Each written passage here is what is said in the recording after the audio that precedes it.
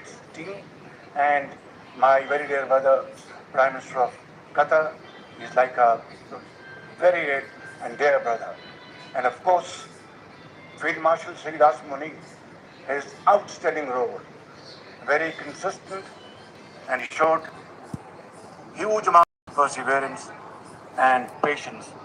And I think together, all these efforts have culminated here.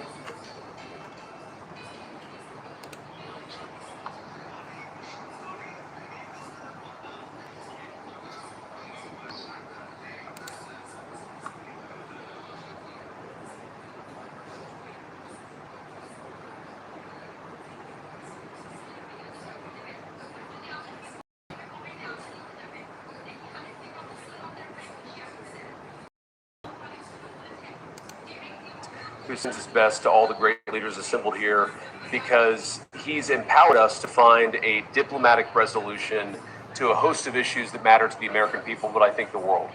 The opening of the Strait of Hormuz, the ending of the Iranian nuclear program, all of these things have already been accomplished. The question before now is how much more can we accomplish together?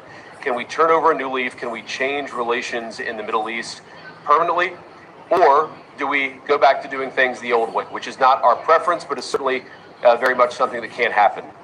I have a few other notes of appreciation. First of all, to the Prime Minister of Pakistan. Dear friend, President, a dear friend of mine, a guy who has been, with his leadership and his very careful and skilled negotiations, got us to the point. To his Field Marshal in Pakistan, Asim Munir.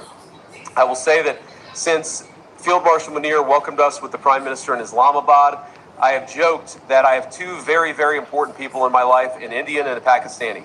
The Indian is my wife, and the Pakistani is Field Marshal Munir. And I've probably talked to Field Marshal Munir more than I've talked to anybody else over the last 3 months. Would not be here without his statesmanship. He is a military leader, but I think he's shown himself to be a great diplomat. And of course, who's an amazing friend of the United States of America, but has been also an important part of getting us to this point. I think it's important for the American people, but people all over the world to appreciate that what's brought us to this moment is the president's leadership and the president's willingness to see a Middle East that is much different 10 years from now